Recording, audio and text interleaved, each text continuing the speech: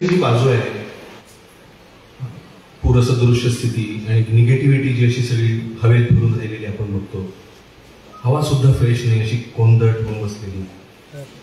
तर यामुळे एक आतून करुणेचा कुंभ वाढतो आणि आपल्याला एक आपसूक निगेटिव्हिटीतून काहीतरी सुचायला लागतं.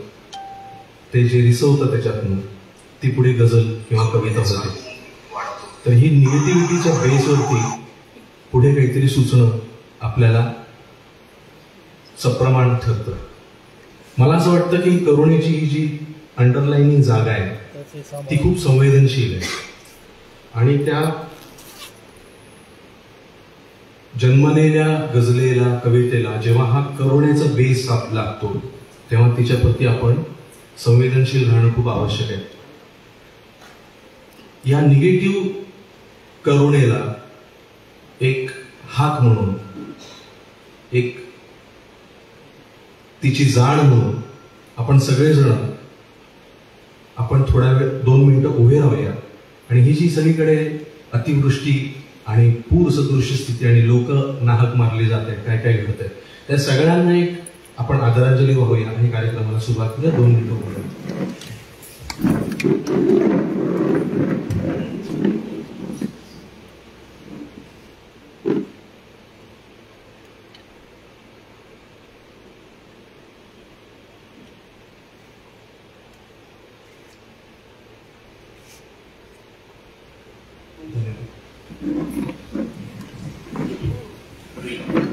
आपण या सहवेदनेला समजून घेतलं, करुणेला समजून घेतलं. पण तुम्ही बघितलं असेल तर आजच्या कार्यक्रमात आम्ही तिघेजण तर स्टेजवर बसलेलो आहोत. हे माईक आहे, पण नेहमीचा जो गझलचा कवितांचा पॅटर्न असतो त्याप्रमाणे माझ्याकडे काही हार्मोनियम दिसत नाहीये, ना तबला दिसतोय, ना इन्स्ट्रुमेंट्स काही दिसत आहेत, कीबोर्ड नाही आहे, गिटारिस्ट नाही आहे आणि गायन पण होणार आहे असं समजलंय. तर मग नक्की काय प्रकरण आहे असं तुम्हाला शंका येऊ शकते, प्रश्न पडू शकतो. तर ते थोडंसं आधी क्लेरिफाय करतो. हा कार्यक्रम करायचं ज्या वेळेला ठरलं त्यावेळेला त्याचं पद्धत, त्याच्या बाज हा निराळा असावा असं माझं वैभवचं आणि आम्ही त्याचं ठरत होतं. आणि त्या अनुषंगाने मी जेव्हा परिचित अपरिचित गझलकारांच्या गझलांना किंवा कवितांना चाली लावण्याचे गेली इतकी वर्ष प्रयत्न करतोय, तर त्या चाली या पारंपरिक स्टाईलने नसतात माझ्या. तर त्या पारंपरिक नसलेल्या चालींना पुन्हा पारंपरिक स्टाईलमध्ये पेश करणं, ह्याला थोडासा फाटा देऊन आपण नवीन पद्धतीने लोकांच्या समोर जाऊया असं वाटलं. त्यामुळे आम्ही नवीन स्वरूपात, नवीन पद्धतीत, नवीन शैलीत आणि नवीन बाजारात तुमच्या समोर आलो. ज्या कंपोज झालेल्या, ह्याच्या आधीच्या केलेल्या ज्या कंपोज झालेल्या गझल आहेत, कविता आहेत, ज्या रूबरू एंटरटेनमेंटच्या पेजवरती आणि इतर ठिकाणी तुम्हाला पाहायला मिळाल्या त्याच्या आधी, त्यांचे ट्रॅक आहेत आणि मी ते ट्रॅक प्ले करणार आहे आणि मी त्यांच्यासोबत गाणार आहे. हे अशासाठी सोयीचं जातं कारण आता जसं तुम्ही बघितलं की येताना सुद्धा अनेक खड्डे, पूर सदृश्य स्थिती, कलाकारांना प्रत्येक वेळेला त्या ठिकाणी घेऊन जाणं हे पॉसिबल होत नाही. तर हा आम्ही त्यातला सुवर्ण मध्य काढला आणि जेणेकरून म्युझिकल एंटरटेनमेंट तर होईल आणि जे कंपोज व्हायचं राहिलेले ते तानपुऱ्यावरती आपल्याला ऐकायला मिळेल, मी तानपुऱ्याच्या साथीने ऐकवेन, असा एक आम्ही त्यातला सुवर्ण मध्य काढला आणि मग कार्यक्रमाचं स्वरूप ठरलं ते या पद्धतीने आलं. त्यामुळे आपल्यासमोर या नवीन स्वरूपात सादर करत आहोत कार्यक्रमाचं पहिलं पुष्प, रूबरू एंटरटेनमेंट प्रस्तुत गझल भरारी कवितेसोबत.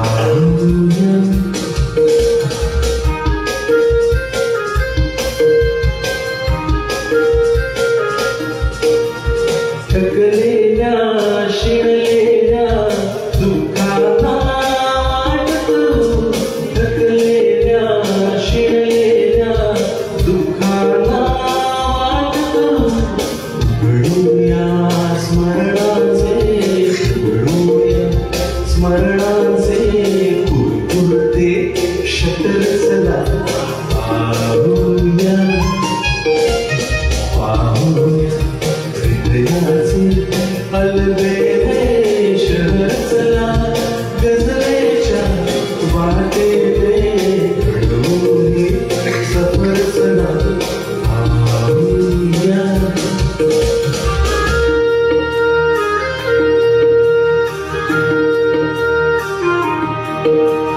कुठल्याही प्रॉब्लेमवर चिंतेने मात करू, कुठल्याही प्रॉब्लेमवर चिंतेने मात करू. पोचूया कमरेला, पोचूया कमरेला, आशेचा पदर चला पाहूया. पाहूया हृदयाचे अलबेले शहर चला गजलेच्या वाटेने घडवून सफर चला पाहूया.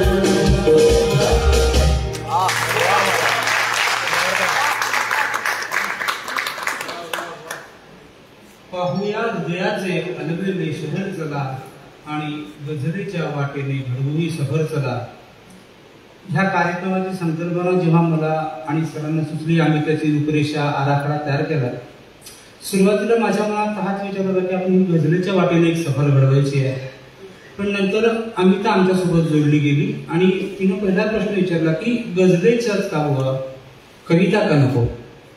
तर त्याच्यावर माझ्याकडे उत्तर होतं, ठाम उत्तर होतं. ते पर्सनल होतं माझं उत्तर. माझं म्हणणं असं आहे की आयुष्यामध्ये मला गझल सोडून दुसरं काही धड करता आलं नाही आहे. अशा वेळेला माझा जो कल आहे, माझा नैसर्गिक ओढा जो आहे तो गझलेकडेच होता. माझं गझलेवरच खरं प्रेम होतं.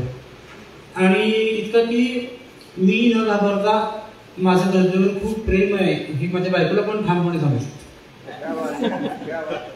आता ठीक आहे, बाकीच्या गोष्टीत मला ते बायकोला घाबरावं लागतं, पण एका बाबतीत घाबरत नाही, कुणाला घाबरत नाही. आणि नाही, खरी गोष्ट अशी आहे की माझ्या मनाचं मेंदूचं काहीतरी असं सेटिंग आहे की मला ते इतर कविता प्रकार जरी मी हाताळतात मला समाधान मिळत नाही. जोपर्यंत मला शेर सुचत नाही, एखाद्या विठ्ठलावर शेर सुचत नाही, तोपर्यंत मला समाधान कशात मिळत नाही. आणि हे माझं ठाम उत्तर होतं. पण आम्ही त्याचं एक म्हणणं होतं की कविताच का घ्यायची, गझल का, किंवा फक्त गझल नको कविता का घ्यायची. तिचं एक ठाम आणि स्पष्ट मत होतं. आपण तिथे बघ नाही का. हो, कारण मी पहिल्यापासून मुक्तछंद, वृत्तबद्ध कविता आणि गझल ह्या तिन्ही काव्य प्रकारांना मी मनापासून हाताळत आली. जसं ते लिहायला आवडतं तसं ते मला सादर करायला हे तितकंच आवडतं. आणि निरनिराळे प्रकार हाताळता हाताळता असं लक्षात आलं की अभिवाचन ही एक कला आहे आणि ती आपण केली पाहिजे. त्याच्यानंतर मग मला असं वाटतं की जे सुंदर लिहितात, उत्तम लिहिणारे कवी आहेत, त्यांना उत्तम सादर करताही येतं. म्हणजे आम्ही चांगले नाही, मला तसं अजिबातच म्हणायचं नाहीये. तुम्ही उत्तम गझलकार आहात, कवी आहात. पण मला असं वाटते की रसिक समोरचा प्रेक्षक किंवा दर्दी जो आहे त्याचं प्रत्येक काव्य प्रकारावर प्रेम असतं. जे उत्तम आहे ते सगळं त्याला ऐकायला आवडत असतं. तर मग कवींनी लिहिताना किंवा कशासाठी, म्हणजे हा भेदभाव का करावा असं मला वाटतं. नाही, आम्ही त्याचं म्हणणं मलाही पटतं, आपल्यालाही पटेल. पण मग मी हा विचार अमितापुढे मांडला की आपल्याला एक कार्यक्रम रसिकांपुढे घेऊन जायचा आहे. त्यामध्ये कविता घेऊन जायची का गझल घेऊन जायची आपण ठरवू. पण ते म्हणजे काय असतं हे आपल्याला स्वतःला आधी खूप ठामपणे क्लिअर पाहिजे. मग आम्ही त्याला म्हणलं की मला जर कोणी विचारलं की बाई तू गझल म्हणजे काय सांग, तर मी झोपेतून पण सांगायला चालू करेन. माझ्याकडं गझलबद्दल माझे काही ठाम आणि स्पष्ट मत आहेत. आम्ही तरी तुमच्याकडं कविता म्हणजे काय, तुम्ही नेमकं कसं सांगाल काय? हो, कविता म्हणजे मी माझ्या परीने अगदी सहजच सांगू शकते. पण रसिक हो, एक कविताच मी तुमच्या समोर ठेवते ज्यातनं कविता म्हणजे काय हे मला तुम्हाला सांगता येईल. तर कविता असते हुळहुळणारी जखम कोवळी, कविता असते हुळहुळणारी जखम कोवळी, कविता असते पोर लागवी अल्लड होळी, आणि कविता असते अस्तित्वाचे गाणे सुद्धा, कविता असते अस्तित्वाचे गाणे सुद्धा, कविता असते स्वतः हरवून जाणे सुद्धा. आणि कविता म्हणजे एक हात तू मला दिलेली, कविता म्हणजे एक हात तू मला दिलेली, कविता म्हणजे एक साध मी तुला दिलेली. कविता असते एक वाट जी विझतच नाही. कविता असते एक वाट जी विझतच नाही. कविता उरते जेव्हा मी पण उरतच नाही. कविता उरते जेव्हा मी पण उरतच नाही. कविता म्हणजे आठवणींचा हळवा वाफा. कविता म्हणजे आठवणींचा हळवा वाफा. कविता म्हणजे डायरीतला गुलाबजाफा. सुंदर गुलाबजाफा. त्या गुलाबजाफा म्हणून बघा अमिता, माझं एक ऑब्झर्वेशन आहे जी, तुम्हाला पटते का बघा, की मी माझ्या शेरामधूनच म्हणलेलं. शेर असा आहे की फुलतोच की तसा तर कवितेतही गुलाब. बरोबर आहे का? फुलतोच की तसा तर कवितेतही गुलाब. गझलेत मात्र त्याचा काटा फुलारतो. गझलेत मात्र त्याचा काटा फुलारतो. आता मराठी गझलेमध्ये अनेक गझलकरांनी गझलेच्या मार्फत म्हणजे शेरामधूनच गझल म्हणजे काय असतं बाबा त्यांचं आपलं त्याची उदाहरण त्यांनी करून ठेवलेलं, स्टेटमेंट करून ठेवलेलं. आमचे एक उस्मानाबादचे कवी मित्र आहेत, शेखर गिरी सर आहेत. ते गझलबद्दल म्हणतात की गीत असते जीवनाचे गझल म्हणजे, गीत असते जीवनाचे गझल म्हणजे, दोन डोळे आंधळ्याचे गझल म्हणजे. गीत असते जीवनाचे गझल म्हणजे, दोन डोळे आंधळ्याचे गझल म्हणजे. आणि शब्द ओठातील हे नाहीत केवळ, शब्द ओठातील हे नाहीत केवळ, रक्त माझ्या काळजाचे गझल म्हणजे. रवी प्रकाश सातके सर विदर्भातले गझलकार, त्यांचा एक शेर मला आठवतो. आणि आठवतो शेर असा आहे की आयुष्य दान केले मग भाळली गझल. आयुष्य दान केले मग भाळली गझल.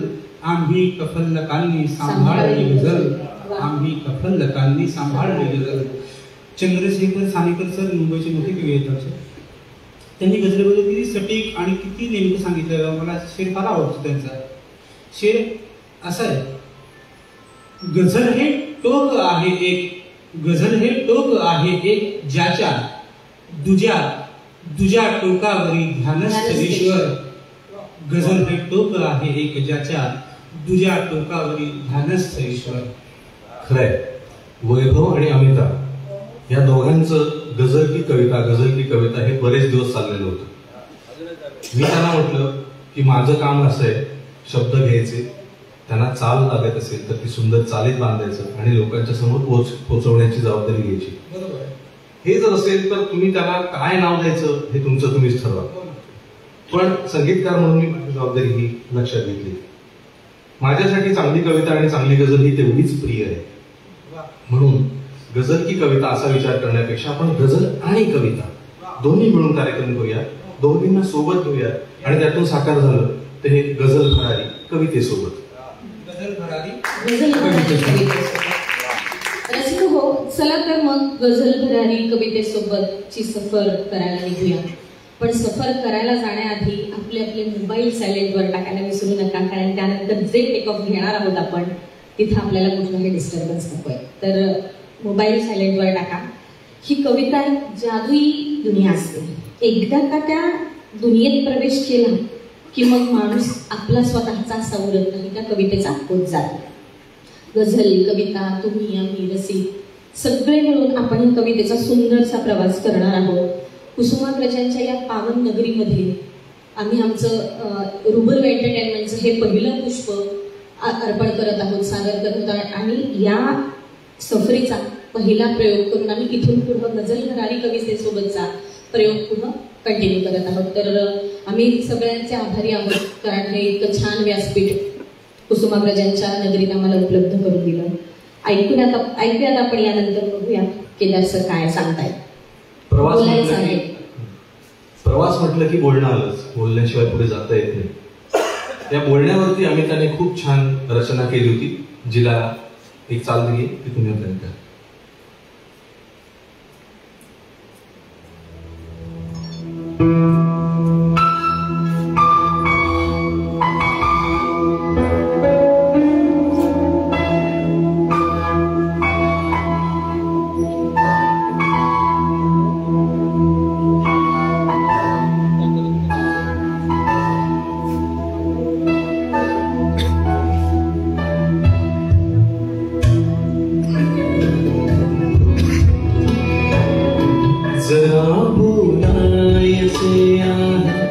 खरे सांगायचे आहे जरा बोलायचे आहे खरे सांगायचे आहे स्वतःसाठी स्वतःसोबत स्वतःसाठी स्वतःसोबत पुन्हा चालायचे आहे जरा बोलायचे आहे खरे सांगायचे आहे जरा बोलायचे आहे खरे सांगायचे आहे स्वतःसाठी स्वतःसोबत स्वतःसाठी स्वतःसोबत पुन्हा चालायचे आहे जरा बोलायचे आहे खरे सांगायचे आहे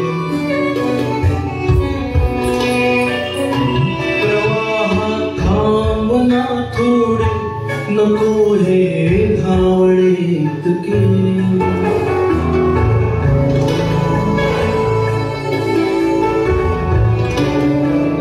प्रवाहात थांबना थोडे नको हे धावणे इतके मला समजून घे थोडे मला समजून घे थोडे तुला अडवायचे आहे जरा बोलायचे आहे खरे सांगायचे आहे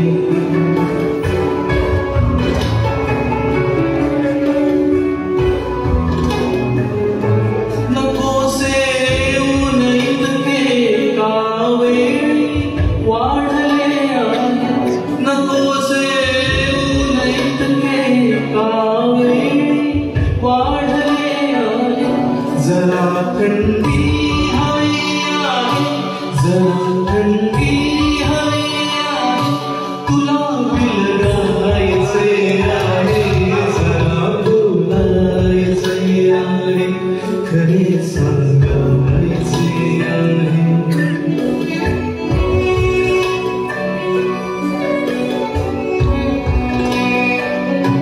तुझे झाकून तू डोळे भले वावर सगळे माझ्या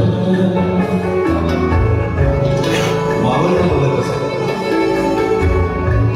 आवाज पकडले तुझे झाकून तू डोळे भले वावर सगळे माझ्या तुझ्या नजरेत आयुष्य तुझ्या नजरेत आयुष्य मला करायचे आहे जरा बोलायचे आहे खरे सांगायचे आहे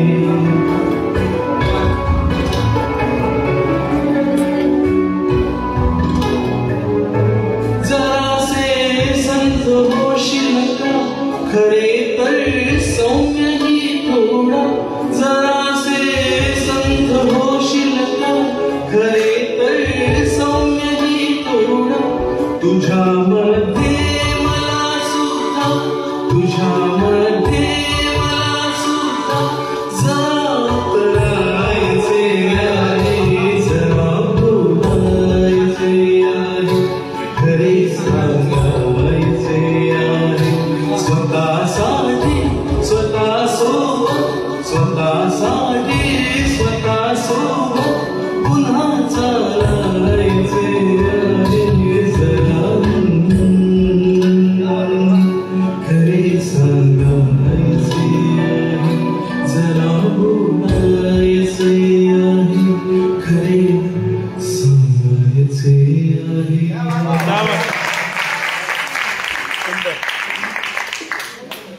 कवीला काहीही बोलायचं असलं सांगायचं असलं व्यक्त व्हायचं असलं तर त्याची हक्काची जागा असते कविता कवी कवितेतून जगाशी बोलतो स्वतःशीही बोलतो कवीला कवितेशी बोलायचं तर कवितेतूनच बोलतो अशा प्रकारे कविता एखाद्या कवीचं सगळं जगणं व्यापून टाकते एखादी कविता कवीचं असणं काबीज करते आपल्या नाशिकच्या संजय चौधरी सरांची एक कविता आहे मला आठवत नाही तिचं शीर्षक मला आता पाठ नाहीये आणि कविता मला माहिती आहे.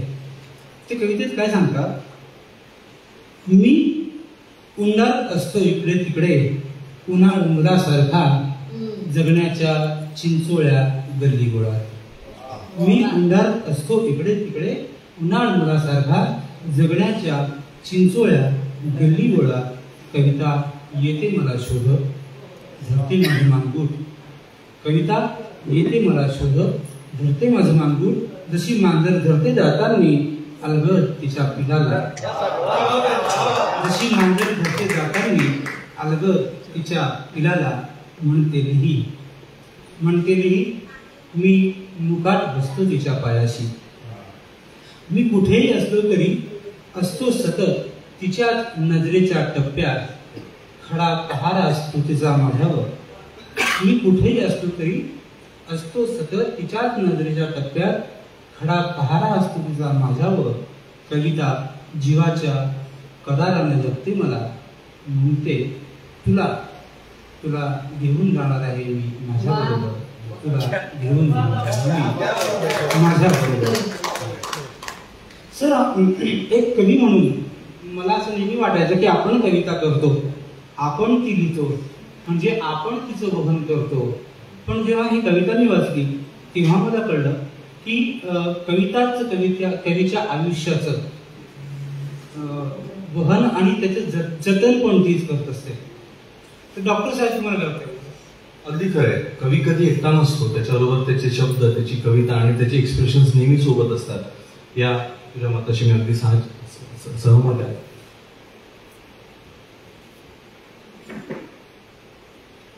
तूच लिहिलेले शब्द आहेत.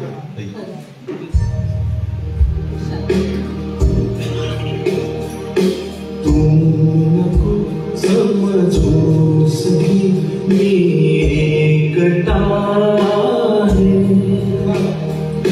तुमको समझोस की मी एकटा है.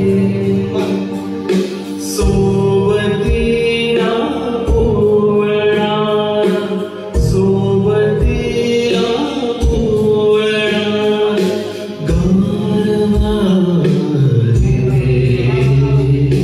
तुमको समझोस की मी एकटा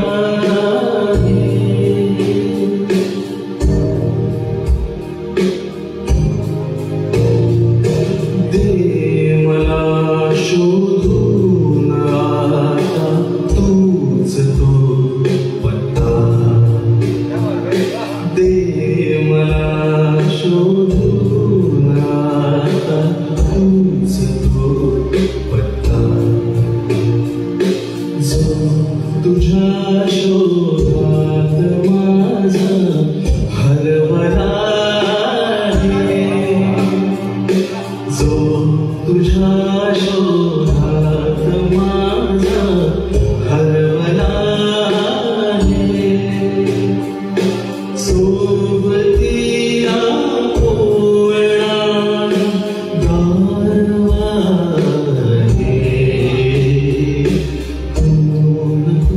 समझोस की मी एकटा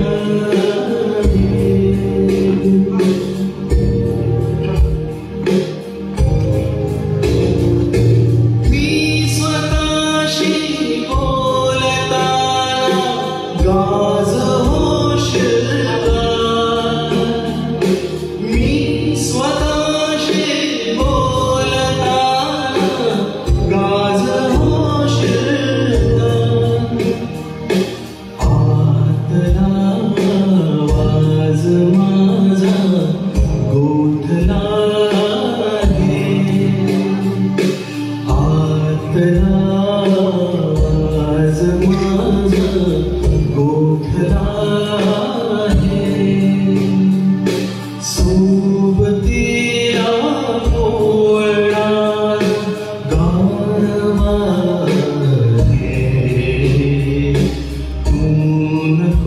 समझोस की मी एकटा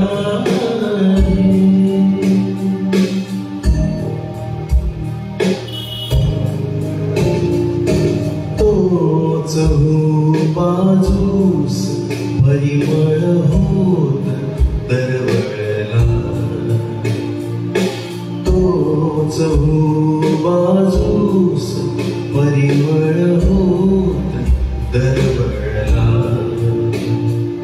मी कधी स्पर्शू न शकलो ही व्यथा आहे, मी कधी स्पर्शू न शकलो ही व्यथा आहे. सोबतीला पोळा गारवा आहे, कोण समजूस मी एकटा आहे.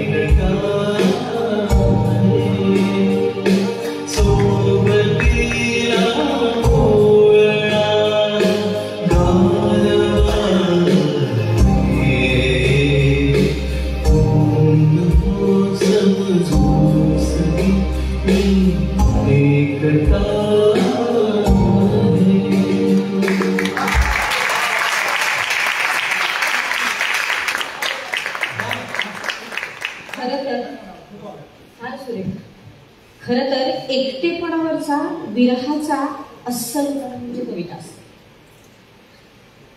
विरहाच्या नशा उतरल्यावर पुन्हा भेटीची नशा अनावर तलब बनवते, अनावर तलब जागवत जाते, तेव्हा तीही कविताच असते. अशाच एका कवितेला भेटायला जी कोणी निघाली आहे ती कोण आहे ही परत आपण केदार सरांकडनं ऐकूया.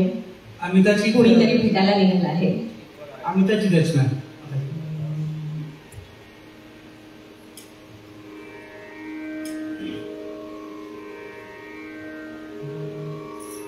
साद देत चांदण्यास गोडला जगाली, साद देत चांदण्यास गोडला जगाली, रात सावळी सख्यास भेटण्या निघाली. चंद्रहास रानभात चांदण्यास बोले, धुंद दाटल्या निशेस स्वप्न देतोय. हासरी हवा मधाळ मत्तला जगाली, काजव्यात गोड भेट सांगते कुशाली. रात सावळी सख्यास भेटण्या निघाली, माळरान भारले भारलाय वारा. पौर्णिमेत शुभ्र स्पर्श सांडलाय पारा. गर्द रंग पांघरून मंद मंद झाली, गंध सांडूनी हवेत केतकी बुडाली. गंध सांडूनी हवेत केतकी बुडाली, रात सावळी सख्यास भेटण्या निघाली. यौवना भरातली मधाळ होत आहे, भूप मारवामनी सुरात गात आहे. तृप्त चांदणे उरात गंध भोवताली, भेट ही धुक्यातली दवात कंचोली. भेट ही धुक्यातली दवात कंचोली, रात सावळी सख्यास भेटण्या निघाली.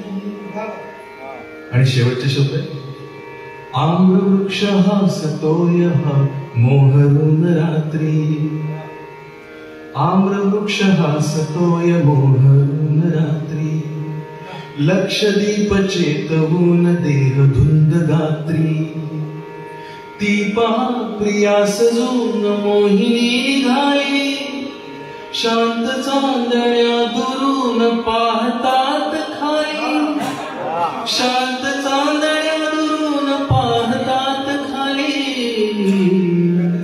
रात सावळी सख्यास भेटण्या निघाली, साध देत चांदण्यास गोड लाज गाली, रात सावळी सख्यास भेटण्या निघाली.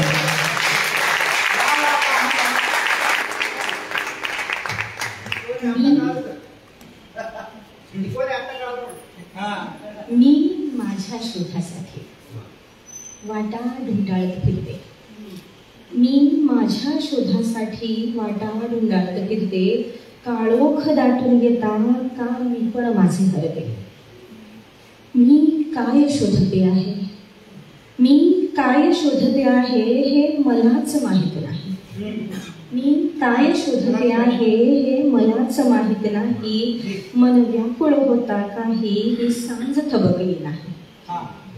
मी चुकले आहे का मग, मी चुकले आहे का मग, मन माझे म्हणते मजला, मी चुकले आहे का मग, मन माझे म्हणते मजला, या वेड्या रस्त्यावरती ही वेळी आस कशाला, आणि ही वेळी वाट उगा का मी आता तुडवत जावे, ही वेळी वाट उगा का मी आता तुडवत जावे, मन माझे सांगे मजला जगण्यातील मर्म कळावे. का शोध अजूनही माझा, का शोध अजूनही माझा चालता थांबला नाही, पाऊले थांबली तरीही मी अजूनही थकले नाही, मी माझ्या शोधासाठी. अशीच एक चेहऱ्यापासून पायऱ्यापर्यंतचा प्रवास करणारी गझल वैभव कुसरांची आहे, जी पेश करत आहेत डॉक्टर केदार. वैभवची इतक्या वेळेला आता मी माझं मत असं ऐकून झालंय की असं मला वाटतं मी मतदान केंद्रावर आणि एवढी मतं पडली तर सरकार कदाचित गळमळीत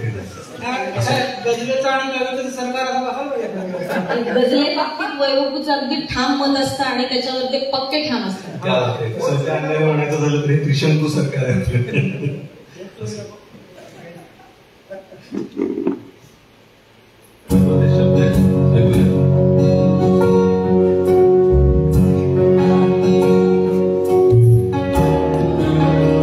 वैभव म्हणतो मी कुठे तितका निरागस, मी कुठे तितका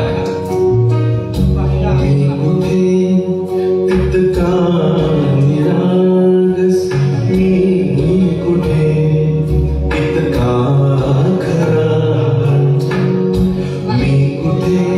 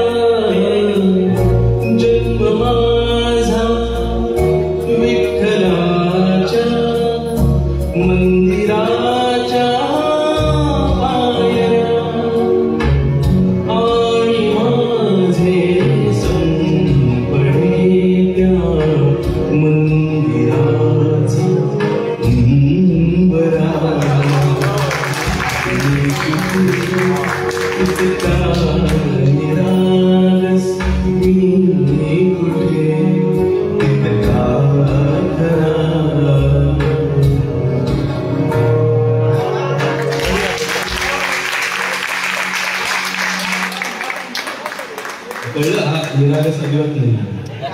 तो स्वस्त मान्य करून टाकतो. मी कुठे तितका निरागस, मी कुठे तितका. त्याच तृप्तीच्या क्षणांची सय उमलते नेहमी.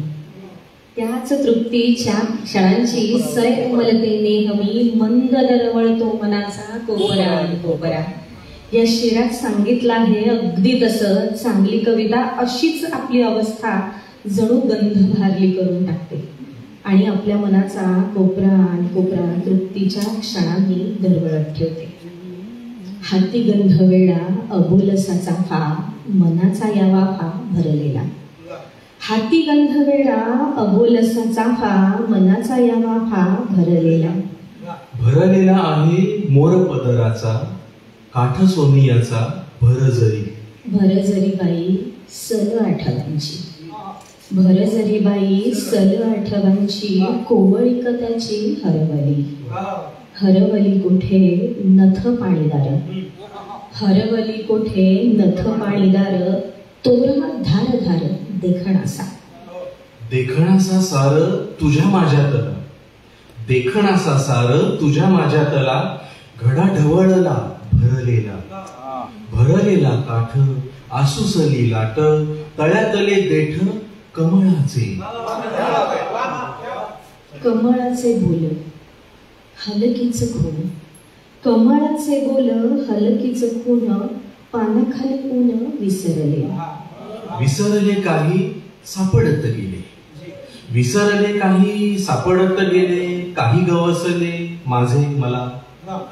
विसरले काही सापडत गेले. काही गवसले माझे मला.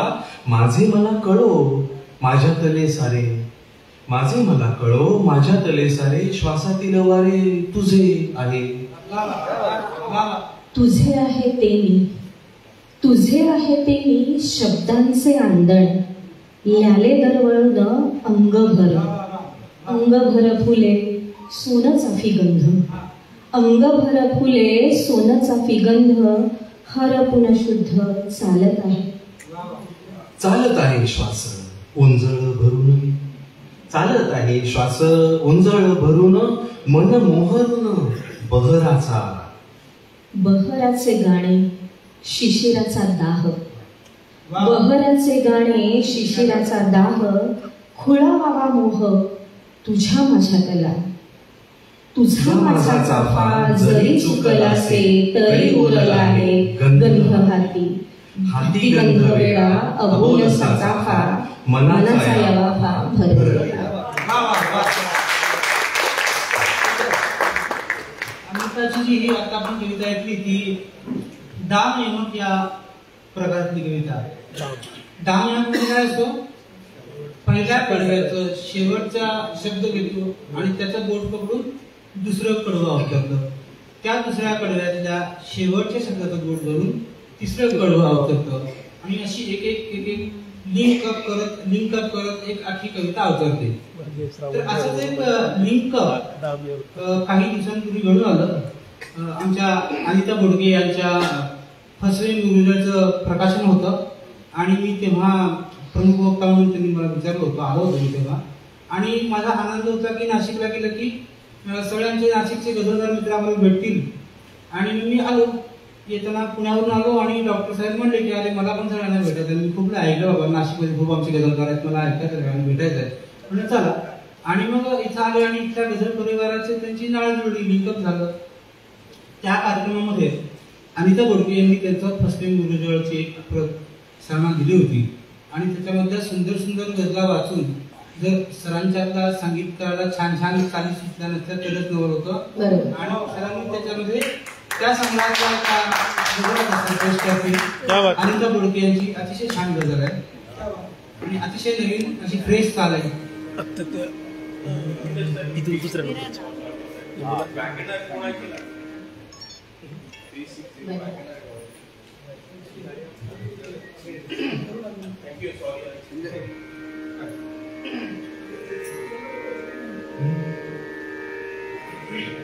एकदम शॉर्ट नोटीसवरती चाली होतात, पण ते कंपोज करण्यासाठी एक जे ऑर्केस्ट्रेशन लागतं ते आत्ता केलेल्या चालींचं नाही आहे. त्याच्यामुळे मी बऱ्याचशा चाली या तुम्हाला तानपुरा किंवा या अशा पद्धतीने डोळ्यात दाटले आभाळ पाहिले, डोळ्यात दाटले आभाळ पाहिले, प्रत्येक काळ झाला घायाळ पाहिले, डोळ्यात दाटले आभाळ पाहिले. याला मुद्दा मी बेसिसवर ठेवलेत, खालचे स्वर ठेवलेत, कारण आभाळ हे तिला व्यापून राहिलेलं असावं असा माझा समज. लांघून उंबऱ्याला गेले याच साठी, लांघून उंबऱ्याला गेले याच साठी, होते किती घराचे आभाळ पाहिले, किती घराची आभाळ पाहिले मी, डोळ्यात दाटले आभाळ पाहिले. कर्तव्य शून्य ज्यांचे त्याचाच बोलबाला, कर्तव्य शून्य ज्यांचे त्याचाच बोलबाला, नुसतेच लोक काही वाचाळ पाहिले, नुसतेच लोक काही वाचाळ पाहिले मी, डोळ्यात दाटलेले आभाळ पाहिले, नावल राहिले कुठल्याच काळजाला, नावल राहिले कुठल्याच काळजाला, पडलेत माणसांचे दुष्काळ पाहिले, डोळ्यात दाटलेले आभाळ पाहिले, प्रत्येक काळ झाला घायाळ पाहिले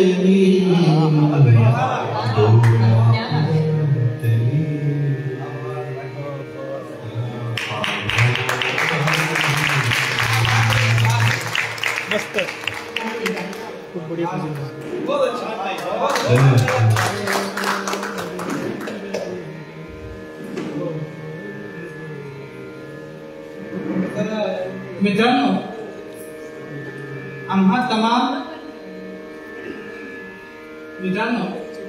संजयजी,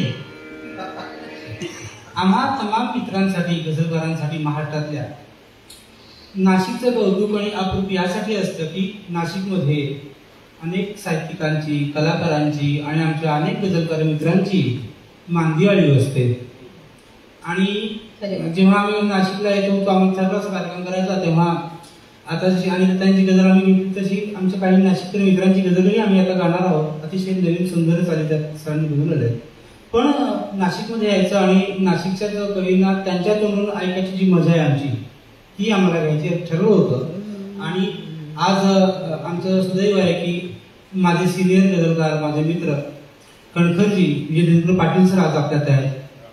ते फारसे कुठे जात नाहीत, ते कुणाच्या हाती लवकर लागत नाही, पण आम्ही त्यांना हट्ट केला. ते गझल ते नाशिकमध्ये असं नाही की फारसे कुठे येत जात नाही. त्यामुळे नाशिकच्या अनेक मित्रांनी आम्हाला म्हटलं की तुम्ही नाशिकला येत आहे तर एक काम करावं, तेवढं कणकर सरांना स्टेजवरती घ्या आणि त्यांना बाबा आम्हाला ऐकायचं.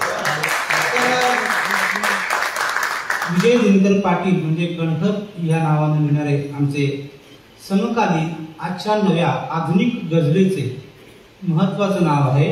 आणि नव्या पद्धतीच्या प्रतिमा, नवे प्रकारचे खयाल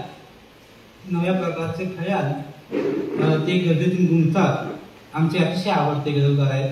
मी सरांना प्लीज विनंती, आग्रह हट्ट करतो मी तुम्हाला की तुम्ही या आणि प्लीज आम्हाला एक तुम्हाला जे ऐकायचं आहे. कार्यक्रमाच्या रूपरेषेमध्ये हा सेगमेंट आम्ही मुद्दाम प्लॉटमध्ये ठेवलेला आहे. आणि एक सुरक्षित वातावरण असतं नेहमी एखादा नवीन कार्यक्रम रुजवण्यासाठी. ह्याच्याकडे थोडंसं आत्ता असं बघतोय की हे वातावरण का आम्हाला सुरक्षित वाटलं असावं. जेव्हा एखादं पिलू जेव्हा आपण जन्माला घालायचं ठरवतो, तेव्हा आई हे नेहमी ती सुरक्षित घरटं की नाही बघतो. तर मला हे खूप सुरक्षित घरटं दिसतंय, खूप सुरक्षित घरटं. इर्शाद सर. वैभव, धन्यवाद. अचानकपणे मला तू स्टेजवर यायला सांगितलं आहे. मी अशा प्रकारच्या जाहीर कार्यक्रमात सहभागी होऊन सुद्धा अनेक वर्ष झालेली आहेत. तरीही तुमच्या सगळ्यांच्या प्रेमाखातर मी काही सादर करतो. तर माझे काही शेर मी सादर करतो पहिल्यांदा. आता माझं नाव कणकर आहे हे सिद्ध व्हावं म्हणून माझा एक जुना शेर सांगतो. तो कैफियत मांडू कुणाच्या भरवशावर, कैफियत मांडू कुणाच्या भरवशावर, कळत नाही कोण हळवा कोण कणखर, कळत नाही कोण हळवा कोण कणखर. अलीकडचा एक शेर ऐकवतो. जरी आम्ही दिले वाऱ्यावरी सोडून त्याला, जरी आम्ही दिले वाऱ्यावरी सोडून त्याला, कुठे कोणीतरी घेईल सामावून त्याला. म्हणे कोणीतरी अज्ञात आहे आत माझ्या, म्हणे कोणीतरी अज्ञात आहे आत माझ्या, उभा करशील का माझ्या पुढे आणून त्याला. तर आणखी काही सुटे शेर ऐकवतो. काही छोट्या बहरातले शेर आहेत. केवडा पगडा निराशेचा, केवढा पगडा निराशेचा, काढ अंगरखा निराशेचा. केवढा पगडा निराशेचा, काढ अंगरखा निराशेचा. एकदा नाराज झालो मी, एकदा नाराज झालो मी, लागला बट्टा निराशेचा. नाराज झालो मी, लागला बट्टा निराशेचा. एक गझल ऐकवतो. कोणता न कोणता व्यत्यय असू दे, कोणता न कोणता व्यत्यय असू दे, ही उदासीची छटा अक्षय असू दे. कोणता न कोणता व्यत्यय असू दे, ही उदासीची छटा अक्षय असू दे. आणि मी रसातळ गाठण्यावर ठाम आहे, मी रसातळ गाठण्यावर ठाम आहे. शक्य तितका कालही निर्दय असू दे. ही रसातळामध्ये ही गझलची हावी काय तर मी रसातळ गाठण्यावर ठाम आहे, शक्य तितका कालही निर्दय असू दे. आणि सर्व टोले जंग वास्तू पाड इथल्या,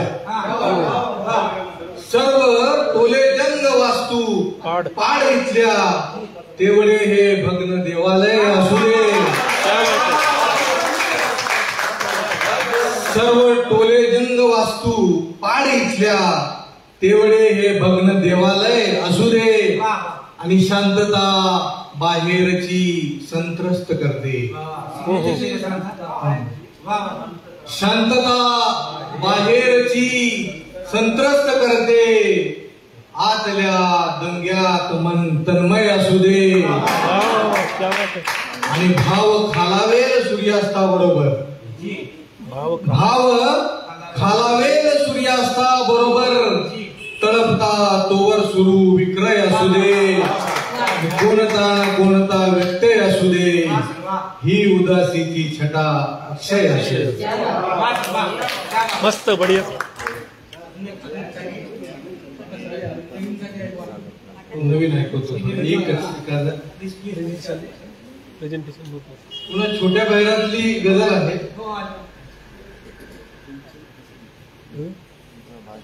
एक शेर ऐकवतो, थोडस कोरिलेट होईल लोकांना. की कुणाला ज्ञात का होणार नाही मी, कुणाला ज्ञात का होणार नाही मी, स्वतःला आदळत राहीन दुनियेवर. मला जपतील ही खात्री दिली, मला जपतील ही खात्री दिली, पुन्हा कोणीतरी हाळी दिली. पुन्हा भेटूच नव्हती शाश्वती, पुन्हा भेटूच नव्हती शाश्वती, तरी भेटायची ग्वाही दिली. आणि पुढे जाईच नाही खेळणे, पुढे जाईच नाही खेळणे, किती वेळा तरी चावी दिली.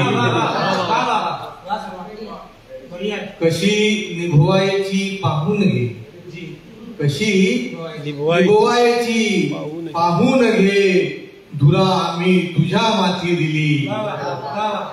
तुझा सोशिकपणा टिकतो कसा, तुझा सोशिकपणा टिकतो कसा, किती दुःखे तुझ्या भारी दिली. आणि मिळाली ती सरस मानू चला. थोडा विनोदी शेर वाटेल. मिळाली ती सरस मानू चला, नको असली दिली तसली दिली.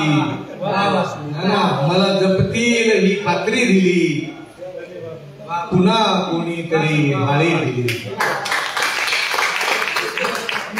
तर ठीक आहे, वैभवचे धन्यवाद.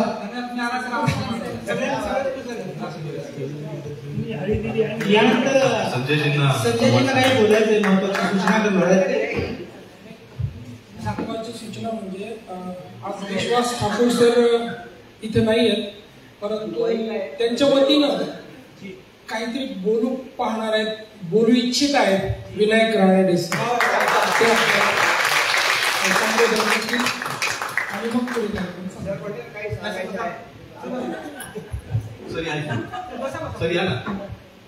बसत नाही. एक तर मला असं वाटतं की संजय कडनं जोरात टाळा वाजवला पाहिजे. त्याचं कारण असं आहे की नाशिकचं वैभव म्हणजे विश्वास. काहीही करायचं म्हटलं, क्षेत्र कुठलंही असू दे, त्यांना बळ देणं हे जे मोठं काम आहे. आणि त्याच्या मागे त्याचं म्हणणं असं आहे की प्रत्येकाचं दायित्व आहे समाजाप्रती आणि ते केलं पाहिजे. उपजीविका करण्यासाठी व्यवसाय करणं हा जरी भाग असला, आज मिलिंद गांधींसारखा मोठा गीतकार तुम्हाला ऐकायला इथे आलाय, हे मोठे पण नाशिकला आहे.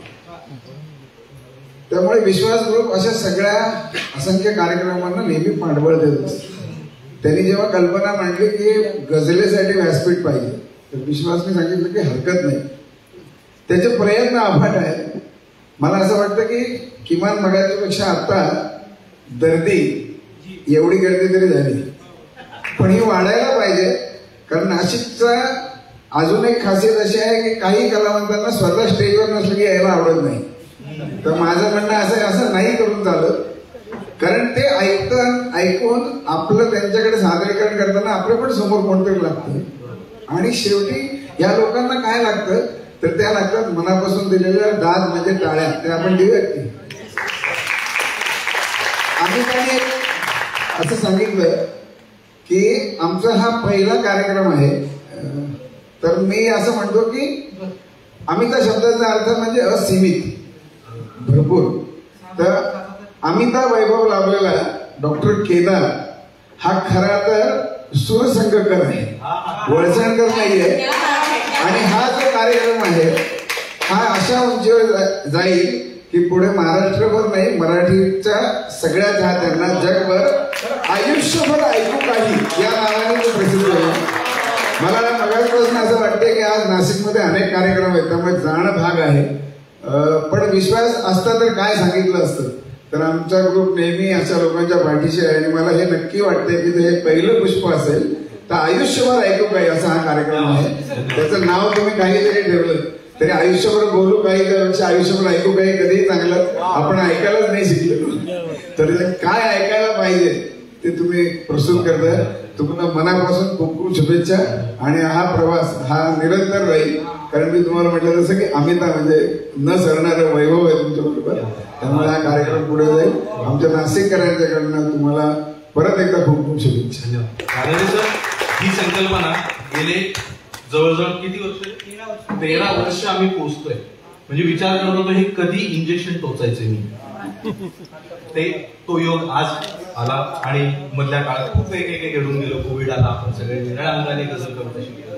एक नक्की सांगू शकतो, तुमचा प्रत्येक कार्यक्रम वेगळा होईल एवढे गझलकार आमच्याकडे नाही. त्यामुळे तुमच्या प्रत्येक कार्यक्रमाला लोक आवर्जून येतील की कोणाची गझल आहे. इतके गझलकार नाशिकला वैभवशाली आहे. त्यामुळे हा कार्यक्रम असाच अविरत चालू राहील याची खात्री.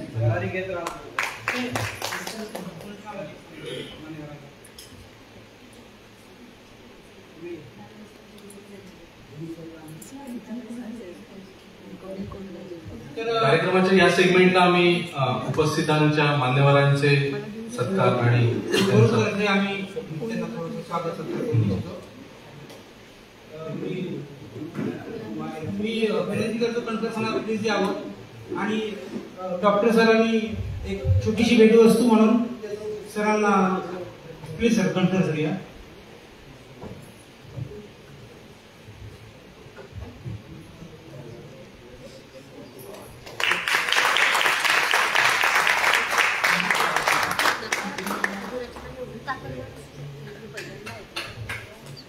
नाशिकचे श्री मिलिंद गांधी सर आज आपल्याला उपस्थित आहे.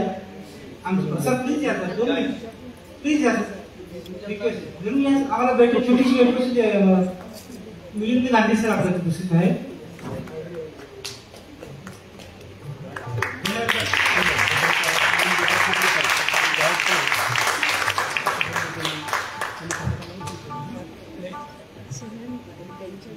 मॅडम स्मिता मालगुरे मॅडम आता आपल्याला उपस्थित आहे. प्लीज मॅडम आपली आम्ही त्याला विनंती करतो की मॅडमला छोटीशी भेटवस्तू करून द्यावी.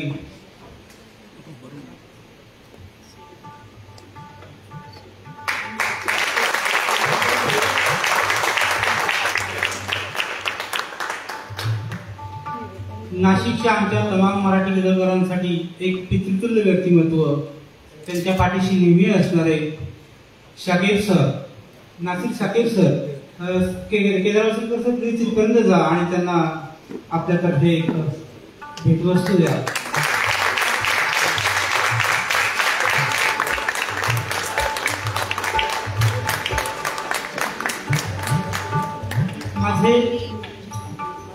माझे परममित्र आणि अतिशय प्रसिद्ध सुलेखनकार निलेश गायधनी आवर्जून आज आमच्या अभिनेत्रीला मान म्हणून इथं वेळात वेळ करून आलेले आहेत. मी डॉक्टर सरांना विनंती करतो निलेशला एक छोटीशी भेटवस्तू गुरुतर्फे द्यावी.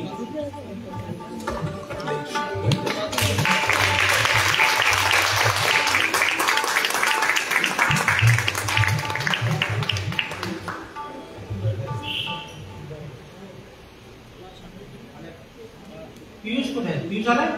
हो. अरे हा पियुष नाशिकला प्लीज आपण या. दिव्य मराठीचे वरिष्ठ उपसंपादक आमचे मित्र, खूप वर्षात जुने मित्र पियुष दादा, त्याने छोटीशी भेटवस्तू द्या आपली गाडी.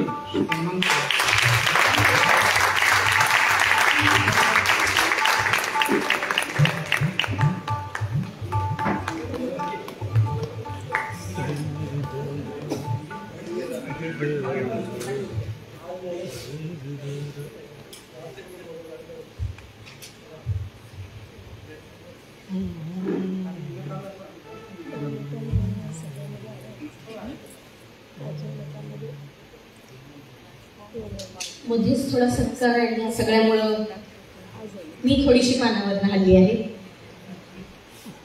थोडंसं गोड मानून घ्या.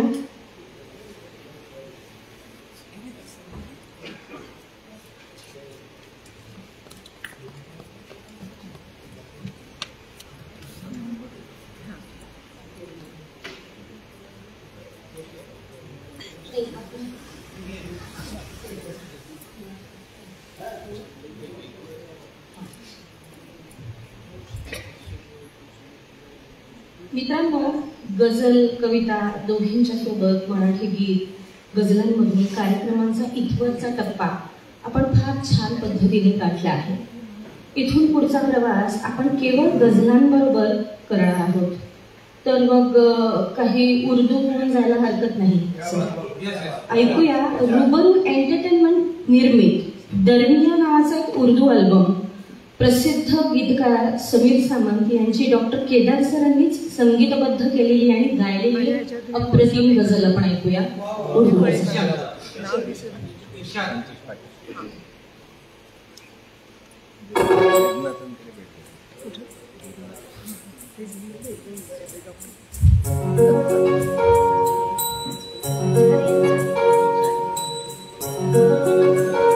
शब्द समीर सामंत यांचे.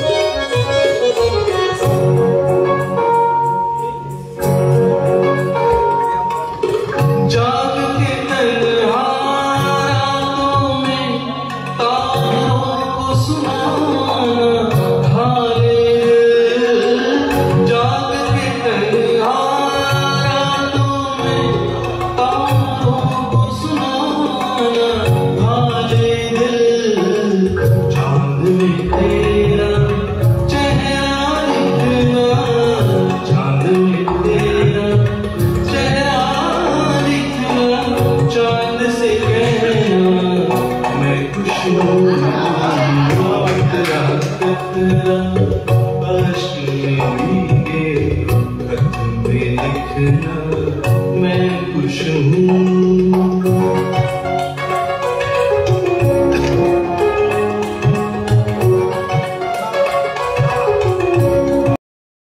तुझ्या आवरावे किती, दिशाहीन होऊन उगा धावणाऱ्या स्मृतींना तुझ्या आवरावे किती, तुझी शब्दमाला तुझी धून खुळीशी, तुझे गीत मी गुणगुणावे किती. चाल अशी झाली होती. दिशाहीन होऊन उगा धावणाऱ्या स्मृतींना तुझ्या आवरावे किती, तुझी शब्दमाला तुझी धून खुळीशी, तुझे गीत मी गुणगुणावे किती. दिशाहीन होऊन उगा धावणाऱ्या जुनी वाट रेंगाळतेही कशाला, तुझ्या उंबऱ्याशी पुन्हा एकदा. जुनी वाट रेंगाळतेही कशाला, तुझ्या उंबऱ्याशी पुन्हा एकदा. नको तोच रस्ता नको तेच थांबे, नको तोच रस्ता नको तेच थांबे, पुन्हा मी तिथे अडखळावे किती. दिशाहीन होऊन उगा धावणाऱ्या रिकाम्या दिसाचे रिकामे किसे अन रिकाम्या मनाचे उगा चालणे. रिकाम्या दिसाचे रिकामे किसे अन रिकाम्या मनाचे उगा चालणे. नको भारले पण नको गोठले क्षण, नको भारले पण नको गोठले क्षण.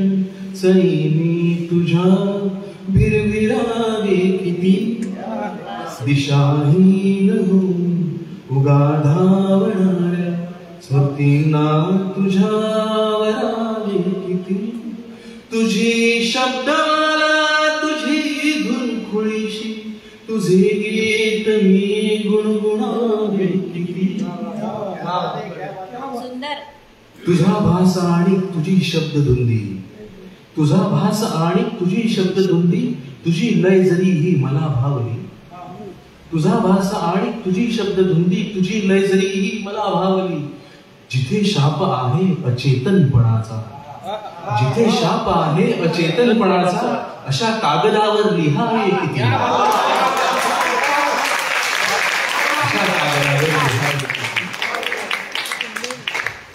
अनाहूत येऊन सख्या सोबतीने, तुला थांबता येत नाही जरी.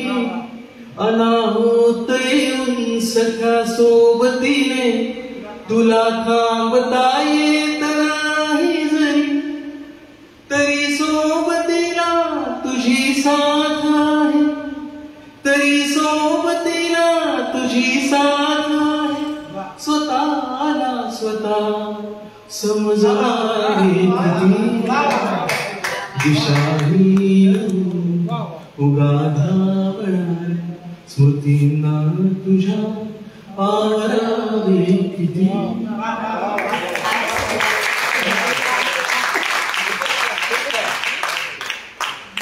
एखाद्या कवितेची चांगली ओळ, चांगली चाल आपल्याला आवडते, आवडत राहते. पण त्याहूनही उत्तम ओळ, उत्तम चाल आपल्याला आठवते, आठवत राहते. अशा आठवत राहणाऱ्या ओळी, चाली रूबरू एंटरटेनमेंटच्या माध्यमातून आपल्यापर्यंत पोहोचवण्याचा आमचा हा प्रामाणिक प्रयत्न. हा उपक्रम म्हणजे गझल भरारी कवितेसोबत. या प्रयत्नात तुमची सगळ्यांची साथ लाभली. आयोजक विश्वास ग्रुप, साऊंड जोशी सर आणि अनुराग, आणि गझल विश्वास ग्रुपचे आमचे निमंत्रित सगळे गझलकार मित्र संजय बोर्डे सर आणि नाशिकची सगळी प्रिय गझलकार मित्रमंडळी. या मंचाचे व्यवस्थापक राजू देसले सर आणि सर्व नाशिककर आणि नाशिककर मीडिया आणि तुम्ही सगळेच रसिक मान्यवर, आणि आम्ही तुमचे पुन्हा एकदा आभार मानतो, अगदी मनापासून आभार मानतो. यानंतर रसिक हो, आपण आजच्या प्रवासाच्या या शेवटच्या टप्प्याकडे वळत आहोत. कार्यक्रमाची सांगता भैरवीने करूया. ऐकूया एक गझल केदार सरांच्याकडनं. ही गझल आपल्या नाशिकचेच शायर नीरज कुलकर्णी यांचे आहे. आज काही कौटुंबिक अडचणीमुळे तो येऊ शकला नाही, पण नीरज कुलकर्णीची ही गझल मी 2008 साली कंपोज केली होती. आणि त्यावेळेला मला आठवतं ज्ञानेश पाटील, संतोष बडगुजर म्हणून एक कवी होता, सध्या तो लिहित नाही, तो आणि आमचा नीरज कुलकर्णी, या सगळ्यांचा कंटेंट घेऊन त्यावेळेला ऑर्कुट होतं आणि फेसबुक वगैरे त्यावेळेला नव्हतं. त्या थ्रेडवरनं 12 वृत्त, 12 अलंकार आणि अनेक गोष्टी त्याच्यातल्या वाचून झाल्या.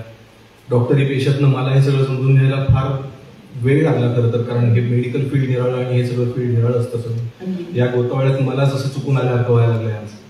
एरवी कार्यक्रम करताना चित्रपट गीतं, मदन मोहन किंवा अशी गीतं होत असतात, पण चित्रपट गीतांमधून थोडासा वेळ काढून जे आपल्याला सुचतंय, जे आपल्याला कंपोज करता येते ते करण्यासाठी 2008 सालापासून मी हा प्रवास करत आलो.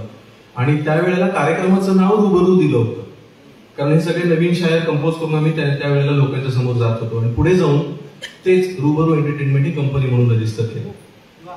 तर कार्यक्रमातलं हे त्यावेळचं पुष्प पुन्हा ताजच म्हणून तुमच्या समोर सादर करतो.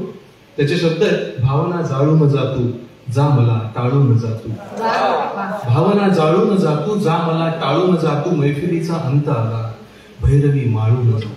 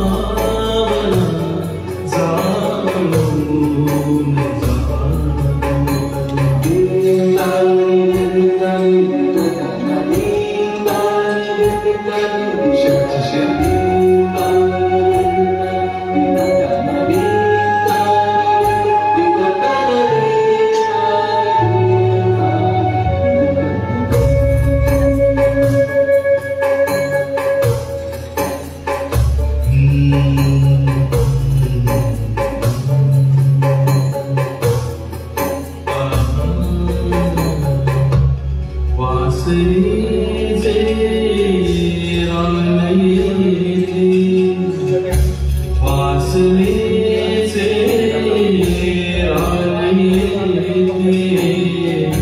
वाट सांभाळून जा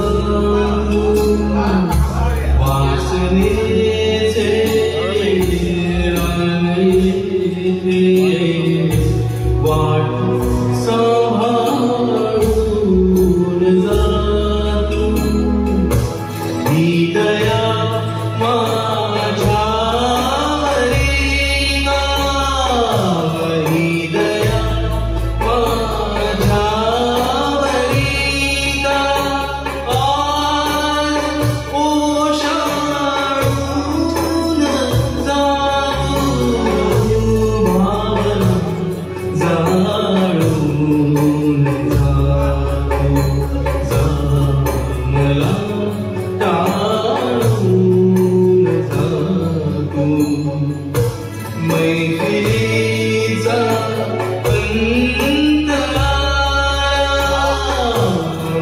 मैत्रीचा अंतरा वैरी मारून जातो भावना जाळून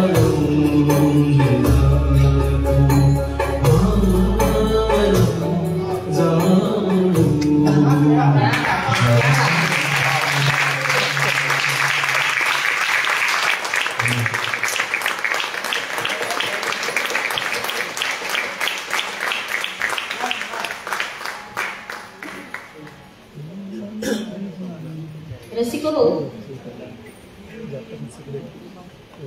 जाहला बराच वेळ हात आपले आता सुटायला हवे. जाहला बराच वेळ हात आपले आता सुटायला हवे. थांबले असेल दुःख एकटे घरी मला निघायला हवे. थांबले असेल दुःख एकटे घरी.